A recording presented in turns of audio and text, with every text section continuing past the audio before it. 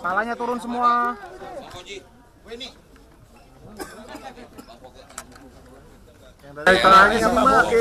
mempunyai hubungan yang sangat panjang secara pribadi, seperti yang disampaikan beliau ketika beliau maju sebagai calon gubernur pertama kali. Waktu sebelumnya beliau sekda, saya bisikin, Bang Foke, abang itu pantas sekali dan cakap kalau untuk menjadi gubernur DKI. Dan memang dalam kepemimpinan beliau yang seperti saya sampaikan, saya dan Bang Dul, siapa saja yang pernah berjasa untuk Jakarta, saya pengen sowan satu persatu, karena apapun semuanya mempunyai legacy dengan kepemimpinan dan gaya masing-masing. Dan saya tidak mau memperdebatkan apa yang menjadi kelebihan maupun kekurangannya. Semuanya pasti mempunyai kelebihan dan kekurangan karena tantangan zamannya berbeda-beda. Dan seperti yang saya sampaikan berulang kali, kalau kami diberikan kesempatan, kami telah belanja masalah dari hal-hal yang kecil yang tidak kami duga. Contoh sederhana aja, ternyata di Jakarta ini belum semua RT RW punya CCTV. Makanya kami dengan sederhana mengatakan bahwa kalau kami diberikan amanah untuk Jakarta, semua RT RW seluruh Jakarta harus punya CCTV. Hal itu untuk mengurangi tingkat kerawanan dan juga kriminalitas, bullying, dan sebagainya. Yang kedua yang ingin saya sampaikan, kalau lihat di lapangan, apapun yang namanya RT RW itu kan ujung tombak. Sekarang biaya operasional RT itu sekitar 2 juta, RW 2,5 juta. Kalau kami diberikan kesempatan, saya langsung aja sama Bang Dul bilang, kalau biayanya hanya sekitar 68 miliar per bulan. Kenapa sih kalau dikeluarkan, didabelin aja kan nggak terlalu berat dengan anggaran yang hampir 85-86 triliun. Dan saya yakin ini pasti akan terus meningkat. Maka mudah-mudahan di era kepemimpinan kami kalau diberikan kesempatan yang namanya biaya operasional untuk RT bisa didabelkan menjadi 4 juta, RW menjadi 5 juta. Dan itu jumlahnya tidak terlalu banyak. RT kita itu sekitar 30.900 sekarang ini, 894 tepatnya. RT-nya 2.700 sekian. RW-nya 2.700 sekian. Mas Pram, ini melihat kalau kita lihat memang elektabilitas dari RK ini kan memang cukup tinggi di Jakarta. Nah ini saya mau nanya Mas Pram dan juga Bang Dul, ini untuk kedepannya supaya elektabilitas dari Mas Pram dan juga Mas Dul ini bisa naik sama seperti RK ini seperti apa? Pertama, seperti yang saya katakan, saya sendiri nggak tahu ada elektabilitas atau enggak, nggak penting. Tetapi sekali lagi kami ini fighter, kami ini berjuang, kami ini bekerja dengan sungguh-sungguh untuk mengetuk hati rakyat. Maka yang kami tawarkan adalah program yang betul-betul dari aspirasi yang kami tangkap ketika ketemu masyarakat. Ketemu di LRT, ketemu di MRT, ketemu di busway, termasuk kemudian belanja masalah dengan berbagai kelompok komponen masyarakat. Itulah yang saya yakini dengan pendekatan problem solving terhadap persoalan masyarakat lebih berguna, lebih penting dibandingkan hanya dengan kampanye atau program yang katakanlah bombastis. Kami nggak akan yang bombastis, tetapi yang bagaimana bisa dirasakan secara langsung oleh masyarakat. Mas soal program andalannya bagaimana, Mas? Program andalannya. Jadi program andalan baru boleh dibuka nanti kalau sudah diketok tanggal 22 September. Sekarang ini belum boleh dibuka. Nanti kalau dibuka disemprit sama KPUD. Terkait parkir liar di Jakarta ini kan jadi satu masalah ya. Kira-kira dari maksudnya seperti apa? Jadi yang paling utama harus ada keseragaman. Dalam semua persoalan itu harus ada keseragaman dan pemimpin itu berani memutuskan. Saya terus terang kalau diberikan kesempatan, contoh kemarin soal Tanjung Priok, di mana supir semuanya mengeluh trailer ini kan tidak bisa nunggu terlalu lama, ada ganjil genap dan sebagainya. Maka kalau diberikan kesempatan kami berdua dan juga tentunya kami akan mohon nasihat kepada Bang Foke, keberanian untuk memutuskan itu ada, termasuk urusan parkir. Sekarang kan udah era digitalisasi, semuanya harus dilakukan secara begitu. Nggak bisa katakanlah memberikan ruang kepada seseorang parkir liar. Kalau itu ditertibkan, semua orang nurut. Selama yang mengelola parkir liar juga dilibatkan untuk penyelesaian pengembangan persoalan parkir di daerah itu. Tapi bukan premanisme ya. itu kita lawan. Mas Bram, ini kan waktu zamannya Bang Foke itu kan optimalisasi transportasi umum itu kan yang paling gencar tuh ya, lewat MRT, terus habis itu optimalisasi bus Transjakarta. Nah ini gimana nih kalau dari dialog tadi, ngobrol-ngobrol, transportasi di Jakarta ini mau diapain lagi? Jadi persoalan yang paling rumit di Jakarta selain transport udara dan juga air dan banjir. Tapi transport ini menjadi persoalan yang cukup serius. Bang Yos, Bang Foke sudah meletakkan dasar dengan Transjakarta, kemudian dimulailah ada LRT, MRT dan sebagainya. Ini sebenarnya pembahasannya bukan sekarang, ini sudah ada sebelumnya, tapi dieksekusi pada eranya Pak Jokowi. Sehingga dengan demikian, apa yang sudah baik kita teruskan, apa yang kurang, misalnya yang seperti kemarin saya sampaikan, sekarang ini kan problem utamanya frekuensi. Kalau pagi sangat padat, transportasinya kurang, mau KRL, mau busway, mau MRT kurang, termasuk ketika orang pulang kerja. Tetapi jam di tengah-tengah itu banyak kosongnya. Nah, pengaturan seperti itulah yang harus diatur. Contoh sederhana aja, kemarin kami berdua begitu masuk yang saya ceritakan, ngetap aja 4-5 kali di MRT kita, termasuk di busway kita, udah nggak boleh lagi. Kan itu sederhana aja, tapnya sekali sambil orang buru-buru untuk jalan. Kalau itu bisa dilakukan, maka jam waktu untuk menunggu itu akan berkurang banyak.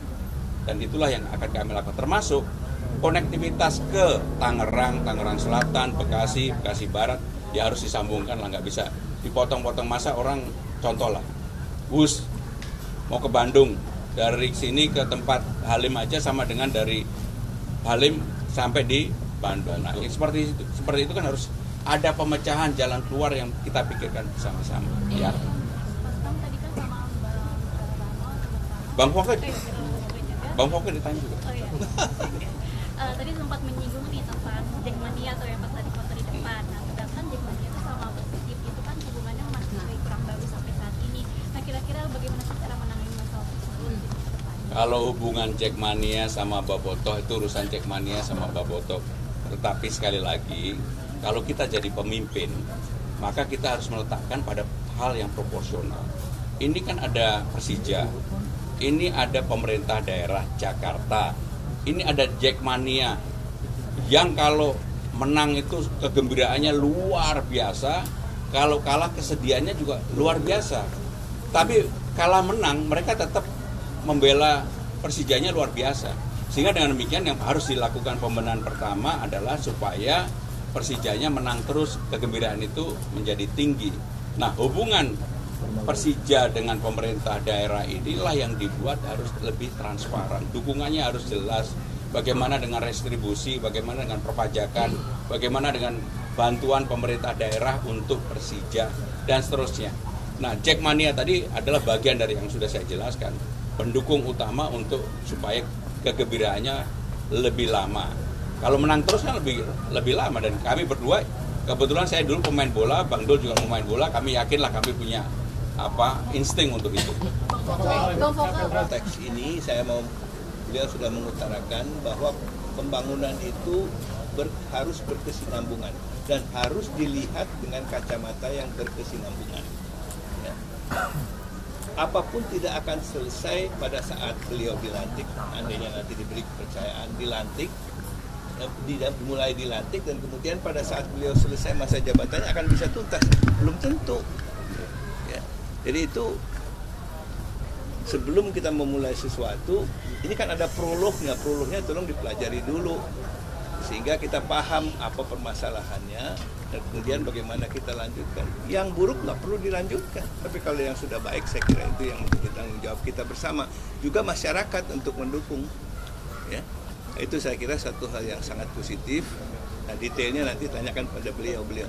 Tapi yang jelas ini merupakan satu modal yang menurut saya sangat baik, sangat positif untuk Kota Jakarta ke depan.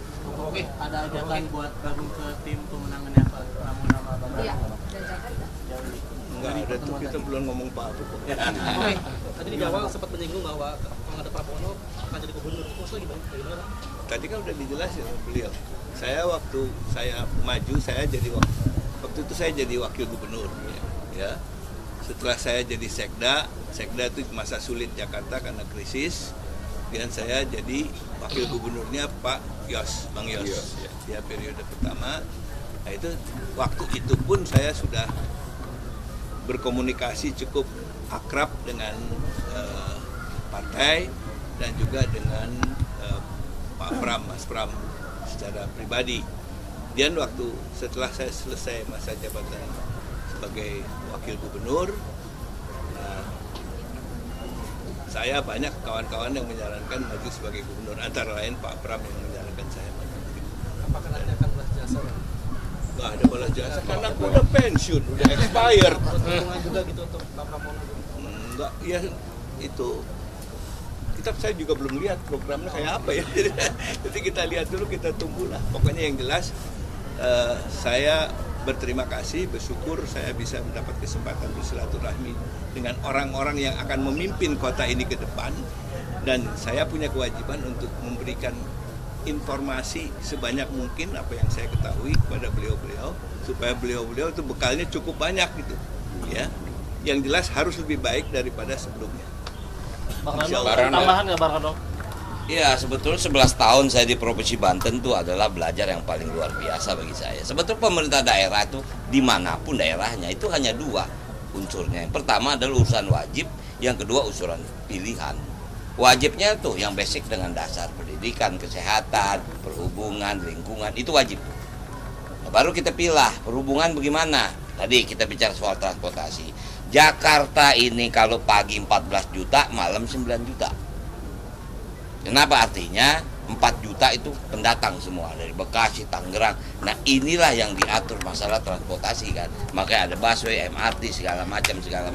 Nah ini yang menarik. Barangkali kalau Bang Foke lupa, mungkin gara-gara Bang Foke saya jadi wakil gubernur tahun ini. Karena dulu 2008, 2007, sebelum saya jadi wakil Bupati Tangerang, hampir saya jadi wakil beliau.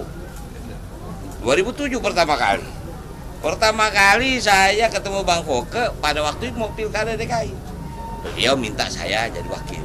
Saya siap, saya bilang. Disitulah pertama kali saya ketemu Ibu Ketua. Saya sekjen partai, Pak. Secara nyata waktu itu saya belum didukung. Ya saya bilang nggak apa-apa, yang penting Bang Foke jadi gubernur dan saya bisa makin paham. Jadi artinya teman-teman sekalian, tentu sekarang APBD DKI sudah diketuk untuk anggaran 2024-2025. Nah inilah yang dibilang visi misi yang awal. Kita nggak bisa bikin di luar program yang sudah disepakati oleh DPRD. Visi misi kita itu untuk 2025-2000 selanjutnya. Apa itu? Nggak lari dari wajib dan pilihan sebetulnya. Tinggal prioritas kita apa? Maaf. Mudah-mudahan nggak terjadi. Sekarang lagi rame cacar monyet. Ini kesehatan kita bagaimana? Rumah sakit kita siap nggak? Alhamdulillah kemarin kita ketarakan, Bang. Sarana prasarana rumah sakit luar biasa, tenaga dokternya luar biasa. Artinya ini kesiapan yang harus diantisipasi. Nah jadi artinya 11 tahun saya di Provinsi Banten cukup bagi saya belajar tentang ilmu pemerintahan. Nggak gampang, nggak sulit sebetulnya, karena udah ada pakem-pakem. Tinggal prioritas kita gimana. Kecuali kalau keadaan darurat, boleh kita keluar daripada RPJMD ini. Nah itu yang bisa saya pahami, gitu. Saya gembira kemarin tes kesehatannya itu diselenggarakan di rumah sakit Tarakan. UD Tarakan. Rumah sakit umum daerah yang serba lengkap banget ya, lengkap banget, dan saya bisa dengan bangga mengatakan itu karena saya berobatnya juga ke situ. Nggak pernah saya berobat ke rumah sakit lain sejak saya jadi staf pemerintah DKI sampai saya selesai, sampai pensiun, saya kalau berobat selalu ke situ. Mudah-mudahan Bang Dul nanti kalau udah selesai jadi wakil gubernur, berobatnya juga jangan ke Medistra, jangan ke Grand Eagle, berobatnya ke situ juga. Insya Allah. Cukup ya. Ketua tim ses Pak, ketua tim sesnya Iya, gimana ketua nih tim Pak? sesnya gimana? Penggodokannya kok kayak lama banget sih? Enggak lama, memang belum waktunya diumumkan. Pokoknya kejutan. Minggu ini insya Allah ya, sabar ya. Bukan. Bukan Pak Anies. Pokoknya Bukan Bang Fauzi juga. Ciri-cirinya gimana? Menjunjung tinggi prinsip jurnalisme dalam setiap tayangan terbaiknya. menghadirkan berita bernilai sebagai referensi. Gelar bicara yang tajam. Tidak, ini kan kebohongan dong. Mengupas fakta demi fakta dan mendorong pencarian solusi. Serta investigasi yang mengungkap kebenaran.